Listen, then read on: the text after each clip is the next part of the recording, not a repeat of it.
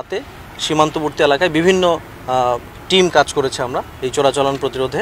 সেই অপারেশনের মাধ্যমে আমরা একটা বড় চালান আজকে ধরতে পেরেছি।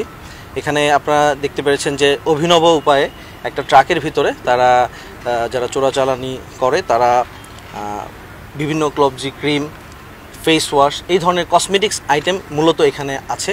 আর এছাড়াও সীমান্তবর্তী এলাকায় আমাদের ভারতীয় বিভিন্ন শাড়ি, চিনি, বাংলাদেশ থেকে পাচার হওয়া শিং মাছ, এই আইটেমগুলো আমরা গতকাল রাতে জব্দ করেছি। বিশেষত এই আইটেমটার ব্যাপারে আমরা গতকাল রাতে আমাদের টিম অনেক পরিশ্রম করেছে। গোপন সংবাদের ভিত্তিতে আমরা চেষ্টা করেছি যে এই চোরাচালানটা আটক করার জন্য। তারা অনেক কায়দা ফলো করেছে। তারা বিভিন্নভাবে তাদের এই যে ট্রাকের ইভেন নাম্বার প্লেট পরিবর্তন করা, এই ধরনের কার্যক্রমও তারা করেছে। বাট আমাদের যে গোয়েন্দা টিমটা ছিল তারা অনেক ভালো কাজ করেছে। শুধু তাই নয়, আমরা বেসিক্যালি এই অপারেশনটা মূলত একটা যৌথ অপারেশন ছিল সেনাবাহিনীর সাথে।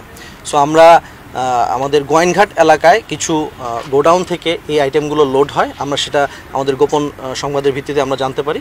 আমরা সেটাকে ফলো করি। ফলো করার পর প্রথমত আমরা একবার টার্গেট মিস করি, কারণ ওইটা আবার আমাদের চোখে ফাঁকি দিয়ে তারা নাম্বার প্লেট চেঞ্জ করেও এটা চলে যায়। পরবর্তীতে আমরা আমাদের গোয়েন্দা নজরদারি বাড়িয়ে আমরা এটা সেনাবাহিনীর সহায়তায় হরিপুর নামক এলাকায় ওই জায়গাতে আমরা এই চালানটা আটক করতে সক্ষম হই। মোট কত টাকার এটা? টোটাল এই আইটেমটার বা এই চালানটার আনুমানিক 3 কোটির উপরে, এবং সব কিছু মিলে গতকাল রাতে আমাদের আনুমানিক 3.5 কোটির উপরে আমরা চোরাচালানি মালামাল আটক করতে সক্ষম হই। এটা কি ছিল এমনিতে?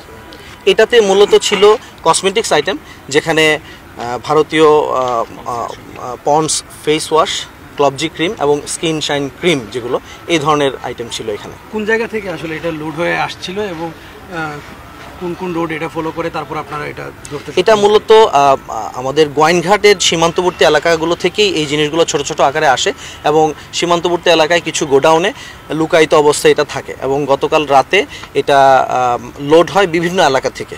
লোড হওয়ার পরবর্তীতে আমরা এটা ট্র্যাক করি এবং সেখানে দেখতে পাই যে অন্য আরেকটা জায়গায় এটাতে বালি দিয়ে ঢেকে আমাদের চোখে ফাঁকি দেওয়ার জন্য, এটা মূলত একটা বালির একটা ট্রাক, এই আইডিয়া দেওয়ার জন্যই মূলত বালি দিয়ে এটা ঢেকে নিয়ে যাওয়া হচ্ছিল।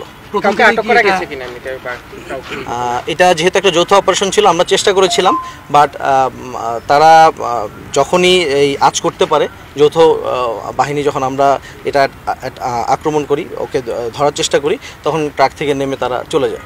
যে জায়গাগুলোতে আসলে এগুলা রাখা হয়েছিল সেই স্পটগুলো নিশ্চয়ই আপনারা আমরা কিছু লক্ষ্য রেখেছি। বেসিক্যালি এই যে কিছু কিছু গোডাউন যেটা আমাদের সন্দেহের তালিকায় ছিল, সেই গোডাউনগুলো আমরা আইডেন্টিফাই করেছি। এর আগেও আমরা এইগুলো আমাদের নজরদারিতে ছিল এবং আমরা এগুলো আইডেন্টিফাই করে রেখেছি। ভবিষ্যতে আমরা এই জিনিসটা খেয়াল রাখবো। Thank you very much.